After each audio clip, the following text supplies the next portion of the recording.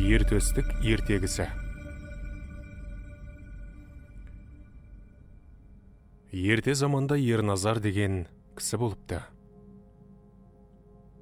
Ерназардың өзі бай болыпты. 4 түлік малы сай болыпты. Қора толған қойлары болыпты. Келе-келе түйелері болыпты. Өріс толған жылқылары болыпты. Ерназардың 8 ұлы болыпты.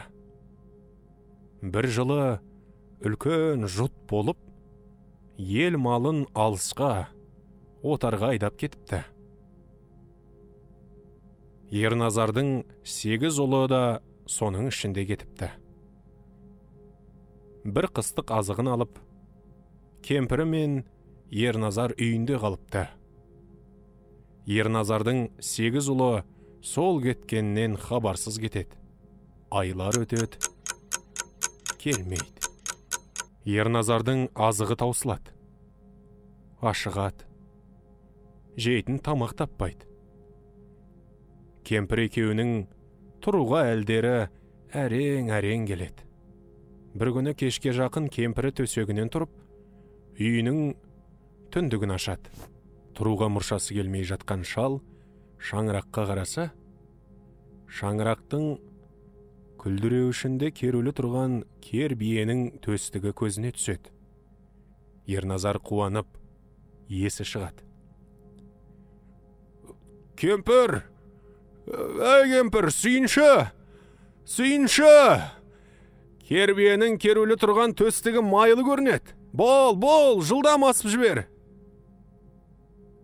Сөйтіп, бұлар төстікті қазанға салады. Төстікті асып жеп, шал мен кемпір әлденеді. Ұзамай кемпір жүкті болады. Мезгілі толып босанады. Бір ұл туады. Оның атын төстік жеген соң біткен бала деп, төстік деп қояды. Төстік өзгеше бала болып өседі. 1 айда 1 жастағы баладай, 2 айда 2 жастағы баладай, 3 айда 3 жастағы баладай, 1 жылда 15-тегі жас өспірімдей болып, 2 жасында алысқан кісілерін алып ұратын бала болады. Садақ тартып үйренеді. Тартқан садағын 9 қабат кетпеннен өткізеді. Аң аулап, құс атып, әкесі мен кемпір шешесін асырайды. Төстік бір күні ауылдың арасында отырған тарғақты садақпен тартып қалады. Садақ тарғақтың қанатын үзіп кетеді. Тарғақ жығылмай, бір қанатын сабалап қаша береді. Төстік ұстайын деп қуып жүреді. Сөйтіп жүргенде тарғақ бір кемпірдің өрмегінің үстінен қарғып өтеді. Қуып келе жатқан төстікте өрмектен секіреді. Сөйткенде төстіктің бір бақайы өрмекті іліп кетеді. Өрмектің бір сыпыра жібі үзіліп қалады. Өрмек тоқып отырған кемпір: «Уй, алдағана шешек-ай, өрмегімді үзіп кеттің ау! Ертеден қара кешке дейін бүйтіп жар қуалап, торғай атқанша тентіреп кеткен 8 ағаңды тауып алмайсың ба?» деп қарғап сілейді. Төстік кемпірге жауап қайтара алмай, оның сөзіне қатты қорланады. Әсіресе тентіреп кеткен 8 ағаң деген сөз оған қатты тиеді. Төстік бұрын ағалары бар екенін естіген жоқ екен. Әке шешесі төстікке оны айтпайды екен. Төстік жүгірген бетімен үйіне келеді. Төстіктің ашулы түрін көріп шешесі: «Балам, саған не болды? Кіммен жанжалдастың?» деп сұрайды. Төстік кемпірдің сөзін түгелімен шешесіне айтады. «Ағаларым қайда? Неге келмейді? Іздеп тауып әкелем». Шешесі қақпас кемпір өтірік айтады. «Сенің ағаларың болған жоқ. сенбе оның сөзіне. Сөйтіп, төстікті нандырып қояды. Тағы бір күні төстік асығы ойнап жүріп, әлгі кемпірдің жалғыз баласын жұдырығымен қойып жіберсе, бала талып қалады. Кемпір төстікті бұрынғыдан да жаман қарғапсылейді. Қыршыныңнан қиылғыр төстік! Менің жалғыз балам әлің жеткенше, ана айдалада тентіреп өлген 8 ағаңның қураған сүйегін тауып алсаң болмай ма? Кемпірдің сөзі төстікке ой салады. Шешесінен ағаларын сұрайды. Шешесі енді шынын айтады.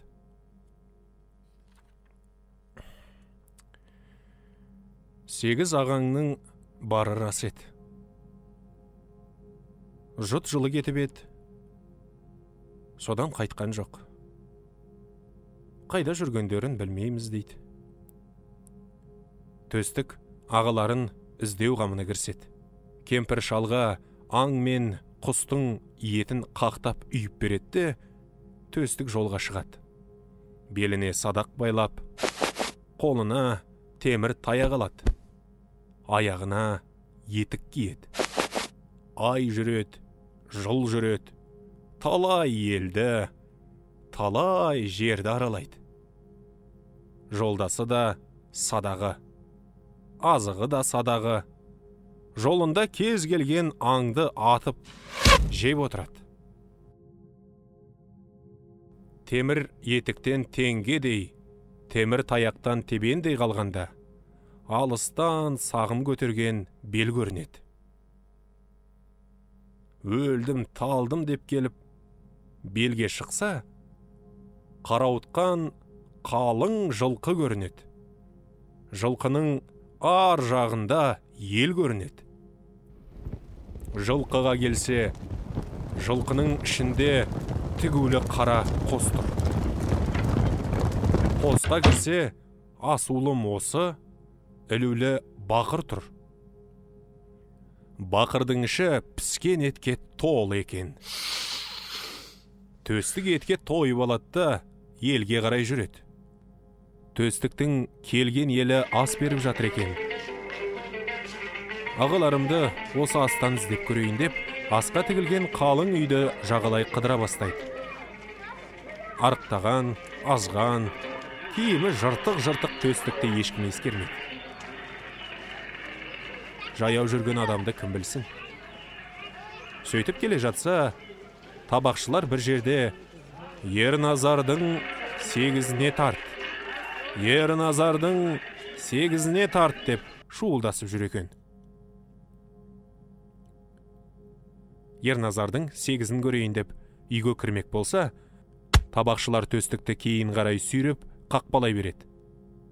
Өй қайыршы неме! Әлі етке тоймадың ба? Кім керек? Не қып жүрген адамсың? Деп сұрайды. Төстік, маған Ерназардың 8-і керек дейді. Адасып кеткен 8 ағамды іздеп жүрмін дейді. Сол арада Ерназардың 8-і жөн сұрасып, төстікпен жылап-сықтап табысады. 9-ы 9 жағынан шығып, қалың жылқыны айдай бастайды. Бірақ жылқы ұйлығып, бір жақты бетке алып жүре алмайды. Қанша айдаса да серпіліп, алғашқы айдаған жеріне қайтып келеді де отырады. 9-ы жылқыны неше күн айдайды. Аяғында жүргізе алмай жалығады. Бір күні төстік мынандай айла табады. Барлық жылқының басы күрең биені ұстап алып, жылқының ортасындағы бір дөңге шығады. Биені жығып, 4 аяғын буатты, қыл бұрау салып, тақымын бұрайды. Тақымы бұралған соң, бие қатты шыңғырады. Биенің шыңғырған даусына шұрқырасып қалың жылқы жиналады. Жылқы әбден жиналып болды деген кезде, төстік биені тұрғызып алады да жетектей жөнеледі. Сонда қалың жылқыны өз беттерімен бұлардың соңынан шұбай жөнеледі. Енді ешқайсысы да жылқы айдап әлек болмайды. Күрең биені жетектеп жүретте отырады. Қалың жылқы шұбырып, еретте отырады. Судың тұнығын іше-іше, шөптің сонысын жей-жей, талай асқардан асып, шөлді басып, төстігі бастап, Ерназардың 8-і аман есен елдеріне келеді. Балалары аман есен келген соң, Ерназар ел жиып, той қылады. Түйеден бура, жылқыдан айғыр, ту бие, қойдан құнан қой сойып, қымызын көлдей, етін таудай қылады. Ақ сақал, қара сақалын түгел разы қылады. Той тарқағаннан кейін, Ерназар 9 ұлын аяқтандыру қамына кіріседі. 9-ына 9 келіншек іздейді. Келінінің 9-ын бір үйден таппақ болып, ел қыдырады. Көп елді аралайды. Бірақ Ерназар ойлағандай 9 қыз бір үйден табылмайды. Сөйтіп, Ерназар күдер үзіп келе жатса, алдынан бір ауыл көрінеді. Ауылдың ортасындағы үлкен қоңыр үйдің тұсына келіп, мейман болатындығын білдіреді. Үйге кірсе, керегенің басында 8 сырға ілулі тұр екен. Соны көрген соң, Ерназар еңкілдеп жылай бастайды. Үйдің бәйбішесі Ерназардан: «Неге жыладың?» деп сұрайды. «Жылаған себебім, 9 ұлым бар. Соған 9 келіншек іздеп жүрген адаммын. 9 ұлымның бір әке шешеден туған сияқты, 9 келінімнің де бір әке шешеден туған болуын іздеп жүрген адаммын. Керегенің басындағы көп сырғаны көргенде, тілегіме жеттім ғой деп қуанып қалып едім, санасам, біреу кем екен.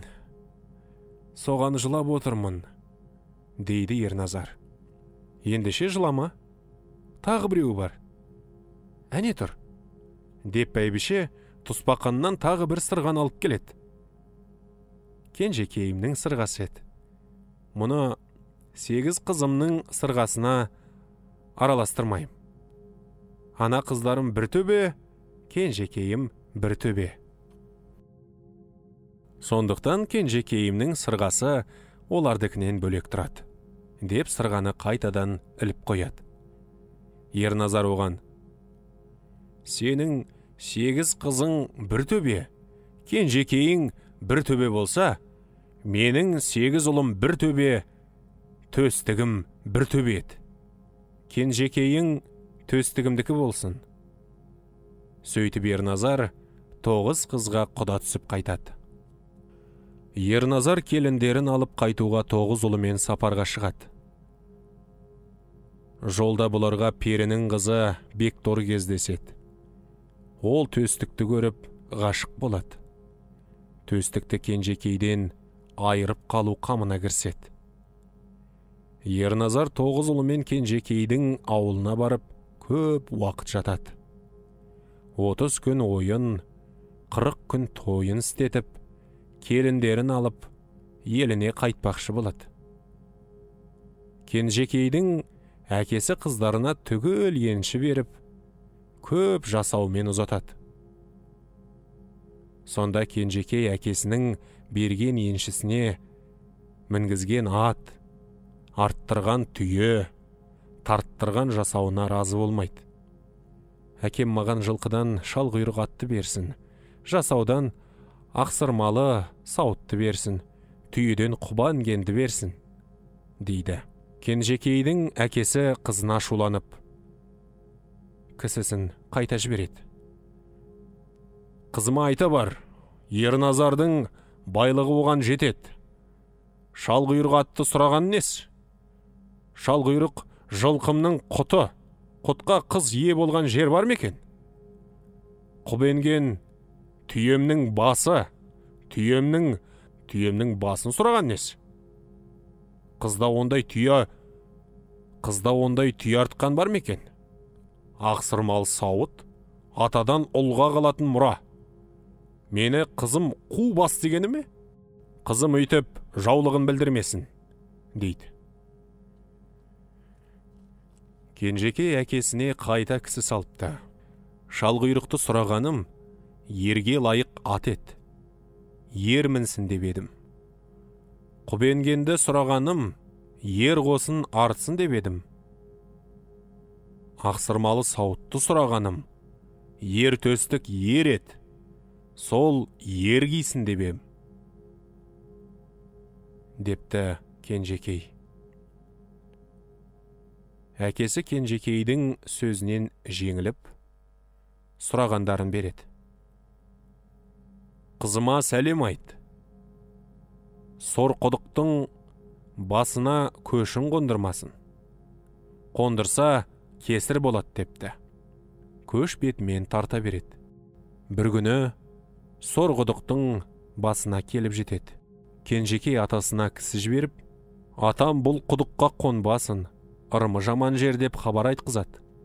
Келінім келмей жатып менің қонысымды билейін деген екен деп, Ерназар болмастан әлгі жерге қонады. Көш қонысымен Кенжекей басқа келіндерінен үйді бұрын тігіп жіберетті, атасын қонақ қылады. Кенжекейдің зерделі екенін Ерназар сол арада біледі. Келінім ақылды екен, тілін бекер алмаған екем деп өкінеді.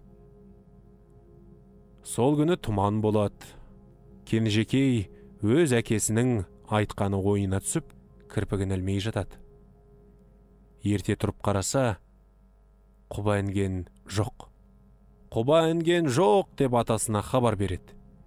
Ерназар ат ертіп мініп, құба інгенді айналып қарап жүрсе, анадай жерде тұрған құба інген көрінеді. Қасына келсе, бұйдасы бір көкпекке оралып қалған екен. Жанында бір тал бар екен. Талдың түбінде жарбиған бір жаман кемпір отыр. Шеше, ана түйенің бұйдасына қол жалғап жіберші, дейді Ерназар. Кемпір сонда, тұрсам отыра алмайым. Отырсам тұра алмайым, шырағым. Әперуге әлім жоқ. Нашар адаммын, деп мүләйімсейді. Кемпірдің сөзінен анып, бұйданы іліп алайын деп еңкейе бергенде, Ерназарды кемпір-екең шап беріп жағадан алып кетеді. Алдап отырған жалмауыз кемпір екенін Ерназар енді ғана біледі. Ерназарда тап жылуға шама жоқ. Олай-бұлай жұлқынып байқап ет, болатын көрінбейді.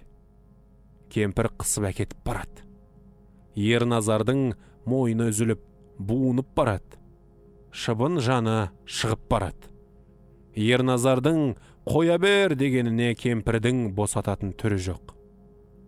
Өлетін болған соң, Ерназар жалына бастайды. Ай, ағарған сақал шашым бар, қартайып келген жасым бар. 9 келін түсіріп, елдей көшіп келем. Толып жатқан жасаудан тойғаныңша берем, босат мені шешетай, дейді. Жоқ деп кемпір қысып қояды. Ерназардың жаны шығып барады. Оған разы болмасаң, 9 толған қойым бар, қаншалатын ойың бар. Жоқ деп кемпір одан сайын қысады. Ерназардың жаны шығып барады. Оған разы болмасаң, желі толған түйем бар, соған бер мені шешетай, қоя бер мені шешетай, дейді. Жоқ деп кемпір қысып қояды. Ерназардың жаны шығып барады. Оған разы болмасаң, өріс толған жылқым бар, не аяйтын сыйқым бар, о да болсын сенікі, бір әділ жан менікі, жіберш мені шешеке, дейді. Жоқ деп кемпір одан сайын қысады. Ерназардың жаны шығып барады. Оған разы болмасаң, сойылдай 8 ұлым бар. Менде қандай құның бар. Ода болсын сенікі. Бір Әділжан менікі. Жібер мені, жібер, шешеке дейді. Жоқ деп кемпір қысыңқырап жібергенде, Ерназардың жаны мұрнының ұшына келеді. Өлуге азақ қалады. Оған разы болмасаң, атамасым атайын, 8-ден бір бөлек жалғызымда қуат боп жіберш мені, шешеке. Кемпірдің қолы босанып сала береді. Төстікті маған қалай бересің?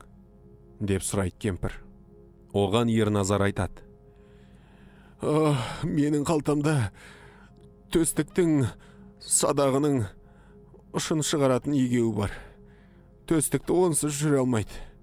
Төстік онсыз жүре алмайды. Мен бұны осы араға тастап кетейін. Төстік іздеп келеді. Сонда өзің ұстап ал. Кенжекей мұның бәрін көріп тұрады. Ерназар құба інгенді алып қайтып келеді. Көш жөнеледі. Бірнеше күн көшеді. Төстік түнде отауына кірейін десе, отауы ылғи берік болады. Бір күні төстік жеңгелерін алып отауына кіреді. Төсегіне жатып еді. Кенжекей болат кездіктің сабын төстіктің жүрегіне тіреп, ұш жағын өз жүрегіне қояды. Қозғалмай жат. Қозғалсаң, екеуміз де жарыламыз, дейді. Төстік мұның себебін сұрайды. Кенжекей, әкең сені Бекторының жалмауызына беріп кеткен. Сен менікі емессің, жалмауыздан бір жола құтыла кел, дейді ол. Кенжекей, нанбасаң, әкеңнен екеуіңді сұрап көрш, дейді. Ертемен тұрып төстік. Әкел шәке, мына жақта киік жүр екен. Садағымның ұшын шығарайын дебем. Егеуімді берші, дейді. Ерназар сасыңқырап қалып, қорбаңдап, өп-өтірік кісесін қараған болады. Қабәт деген ай, қалып қойған екен. Түнеугі сор құдықтың басында құба інгенді іздеп барғанда бір талдың түбіне түсіп қалған екен ғой, дейді. Сонымен төстік егеуін іздемек болады. Егеуінің қалған жері неше күндік алыс жол екен. Ерназардың айтуымен төстік егеуін іздеуге 6 аяқты алатты, 7 аяқты жирен атты мінбек болады. Төстік жылқыдан 6 аяқты алатты мініп, 7 аяқты жирен атты жетегіне алып келе жатқанда, алдынан Кенжекей шығып, мынаны айтады. Сан жорғаны алмадым, ер аты деп таңдадым. Айыл тұрманы, әбзелін төстік, саған арнадым. Жаб емес, қазақ ат, ер серігі қолғанат, шалғұйрықты мін төстік. Сан жасауын алмадым, саған бола таңдадым. Ақсырмалдай сауытты осы жолға кей төстік деп зарлайды. Төстік Кенжекейдің тілін алып, шалғұйрық атты мінетін болады. Жылқыдан шалғұйрықты ұстап әкелуге кісі жіберсе, барған кісіге шалғұйрық ат ұстатпайды. Алдына келгенін тістеп, артына келгенін теуіп, маңайына жан жуытпайды. Шалғұйрықты ұстауға төстіктің өзі келеді. Шалғұйрық төстіктен қашпайды. Қолын созса, тырп етпей тұрып, жүгенге басын өзі ұсынады. Төстік жүрерде Кенжекей құба інгенге бура шөгереді. Не төстік өлді деген күні, не төстік келді деген күні шешіл деп серт қылады. Төстік жолға шығады. Төстік ауылынан ұзап шыққан соң, шалғұйрық атқа тіл бітеді. Төстік батыр, енді екеуміздің жанымыз бір. Қандай пәле болса да бірдей көреміз. Менің мына айтқан сөздерім есіңде болсын.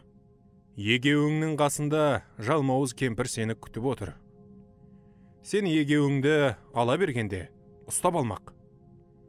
Егеуге жақындаған кезде кемпірді алдайтын бір ақыл тап.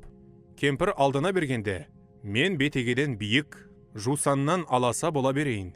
Сол кезде сен егеуді іліп алда, жөнел.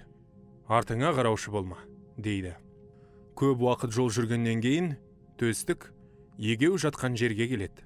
Келсе, егеудің қасында кемпір отыр.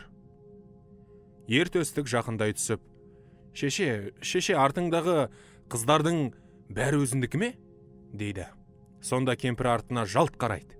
Сол мезгілде шалқұйрық бетегеден биік, жусаннан аласа бола береді. Төстік те егеуді іліп алып жөнеледі. Сонда кемпір: «Ой, сен бедің, төстік алдаған! Ой, сеніме төстік, қап бәлем!» деп тамағы қырылдап, өкпесі сырылдап, қатты сасып, етегін басып, төстікті қуа жөнеледі. Төстік қашып келеді. Кемпір қуып келеді. Бір мезгілде тауғанбақтай ұшады, тас бұршақтай жауады. Шалқұйрықтың құйрығына қазандай тас орала кетеді. Шалқұйрықтың шапқан салмағына шыдамай, қара жер қағайырлады.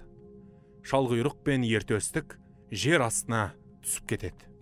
Сол кезде шалқұйрыққа тіл бітіп: «Біз енді жер астына түстік. Бізге бұдан бұлай жер астының елі жолығады. Біраз жүрген соң, жылан бапы ханның ордасына келгенімізде, мені алысқа қалдырып, өзің ордаға кірерсің. Ордаға кіргеніңде есіңде болсын, екі босағадан екі қара шұбар жылан ысылдап тұра келеді. Олардан сескенуші болма. Олар жылан бапы ханның есігін күзеткен құлдары. Төр алдына бара бергеніңде екі сұр жылан ысылдап келеді, екеуі де жеңіңнен кіреді, қойныңнан шығады. Қойныңнан кіреді, қонышыңнан шығады. Бұлар жылан бапы ханның ұлы мен қызы болады. Төрге отыра бергеніңде дәу екі сары жылан ысылдап тұра келеді. Одан да сескенбе. Бұлар жылан бапы ханның өзі мен әйелі.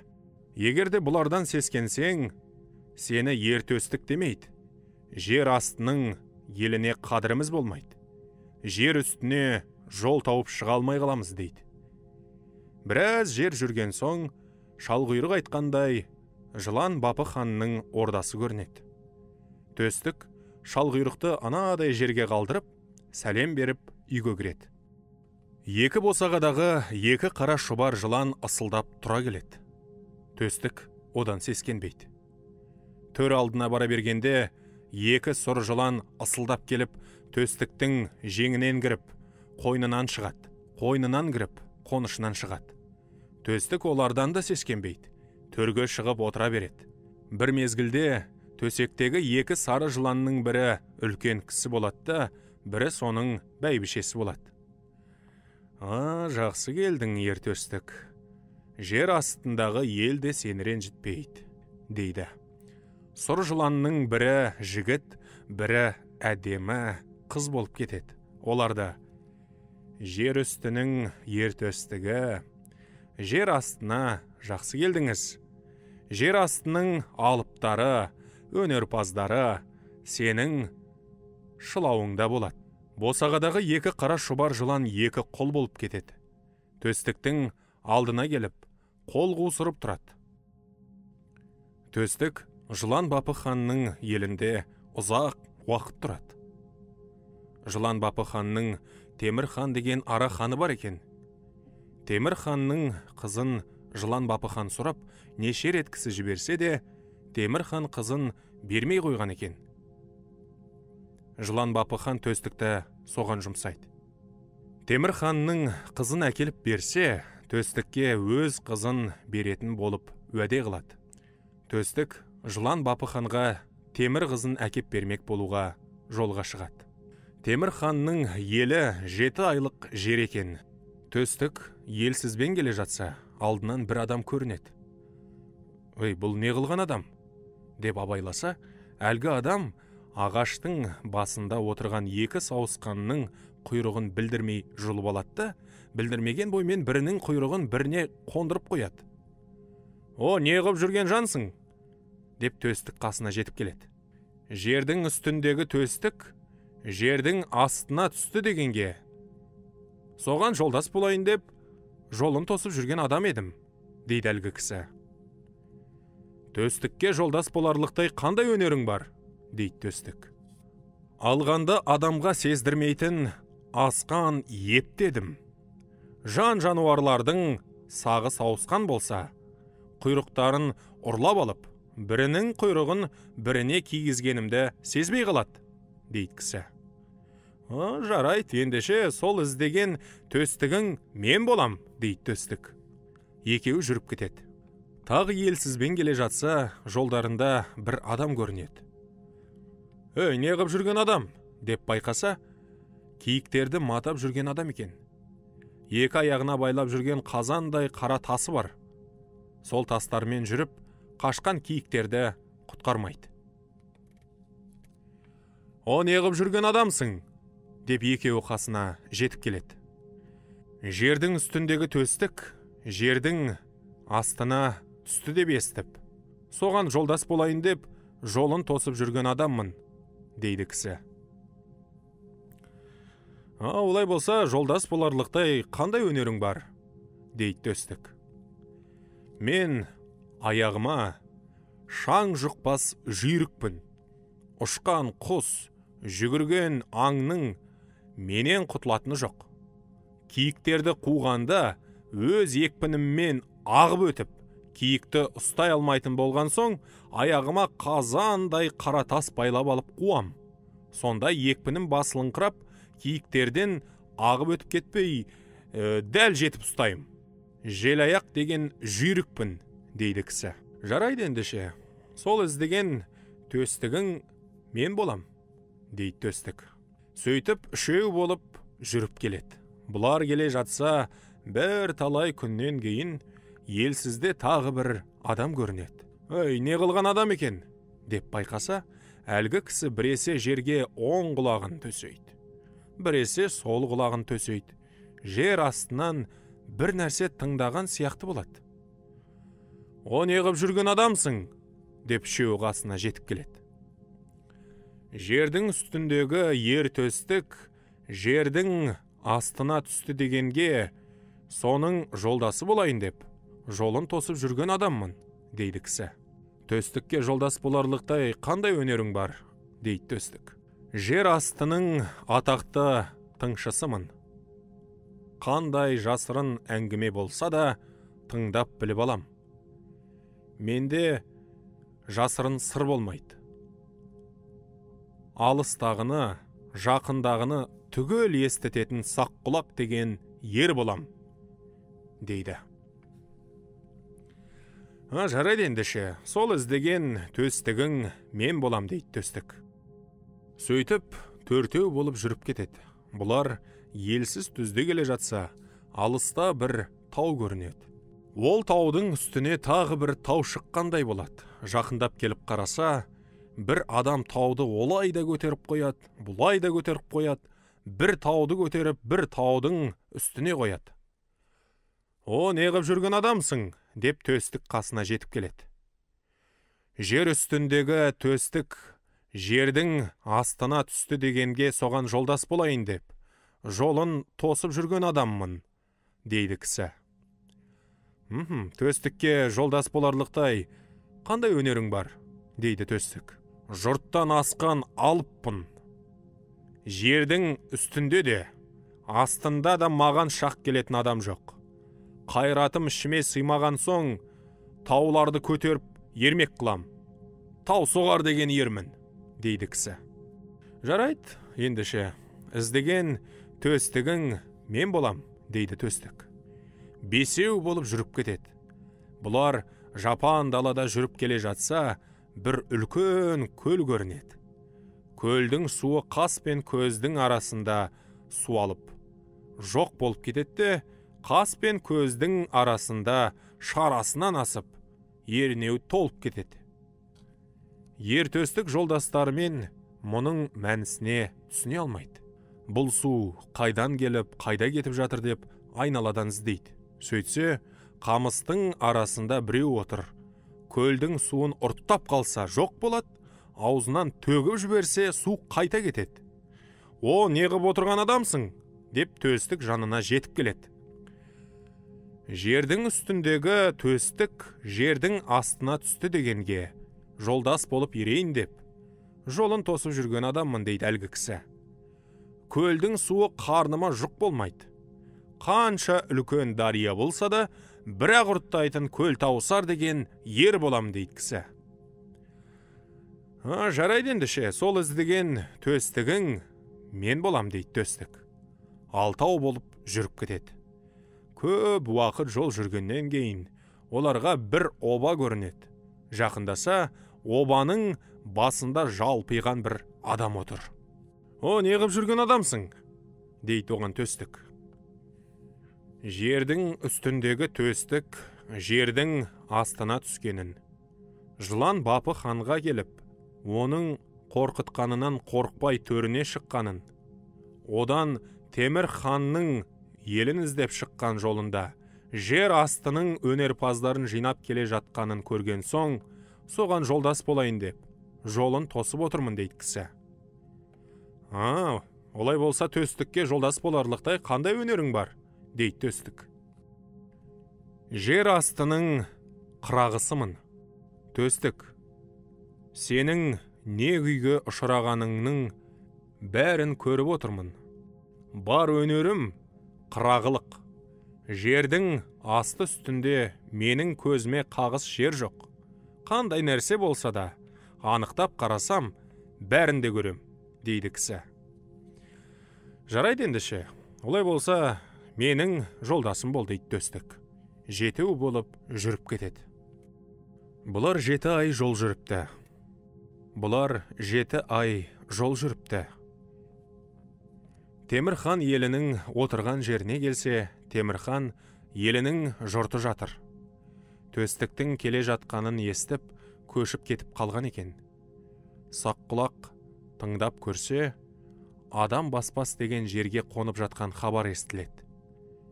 Қырағы көз жіберіп еді, 6 таудың ар жағында 7 көлдің желкесіндегі жалпақ жартастың астына барып тығылған екен. Таусоғар жолдағы тауларды алып көшіріп қоя салады. Көл таусар көлдерді ұрттап суалта салады. Ер төстік жолдастарымен көзді ашып жұмғанша Темір ханның ауылына келіп жетеді. Ер төстік келген соң Темір хан ел жағына да кісі салып, қызымды қайсының өнері асса, соған берем деп хабар айтқызады. Той қылып ел жиналады. Екі жақтың өнерін көруге жер астының қарайған халқының бәр жиналады. Кешше ханның малға келген қора-қора қойының, келе-келе түйесінің, үйір-үйір жылқысының бәрі де тойға сойылады. Ер төстік жолдастармен бір үйде отырады. Бұларды тойғызамын деп қанша ет әкелсе де жетпейді. Тойға арналған тамақтың бәрін көл таусар жеп қояды. Тіпті тойғыза алмайтын болған соң, Темір хан мен Кешше хан бірігіп бір амал табады. Төстіктердің тамағына у салып бермек болады.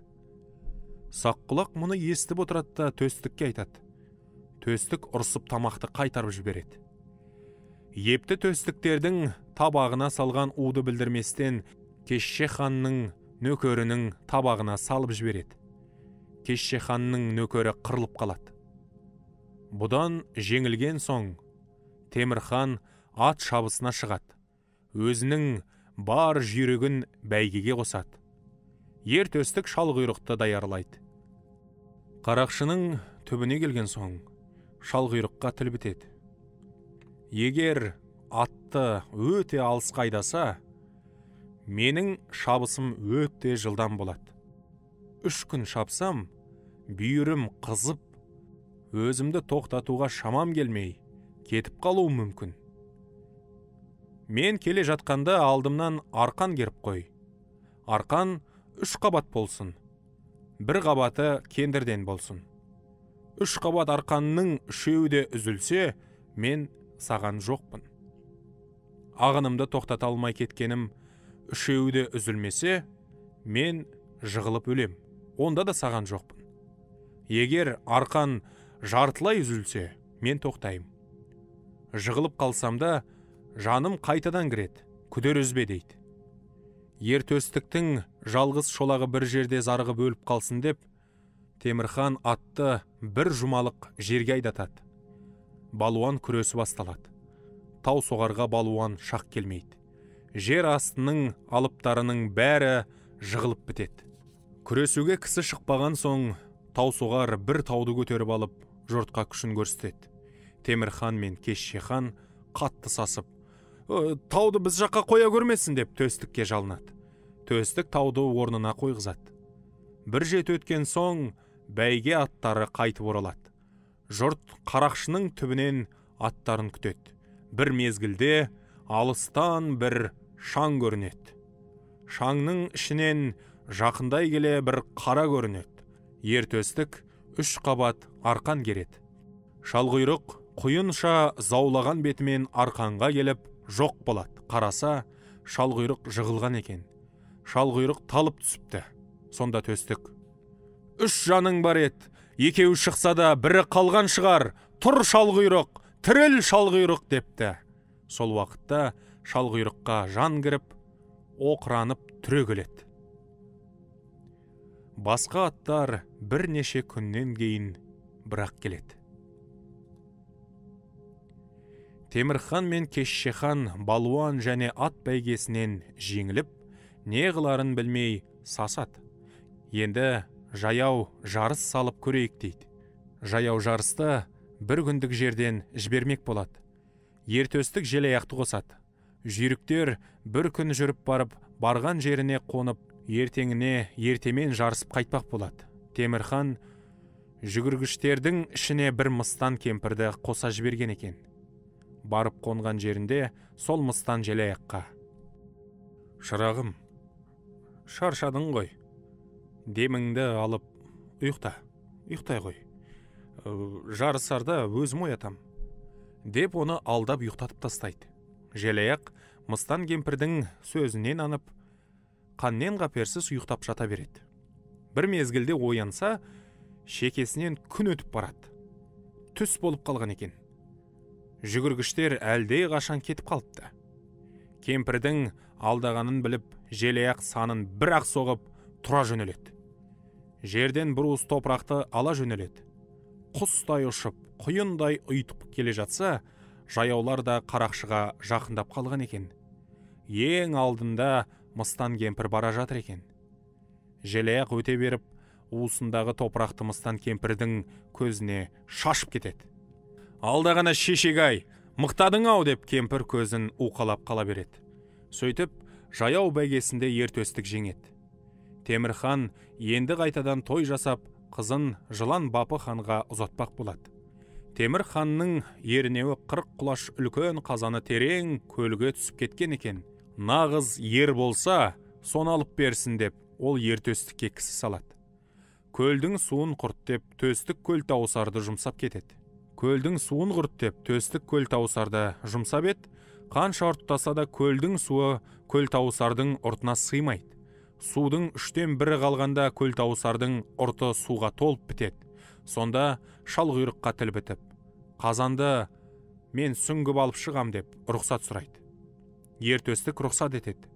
Шалғұйрық: «Мен суға сүңгігенде ақ көбік шықса, жақсы болғаны, қуана бер.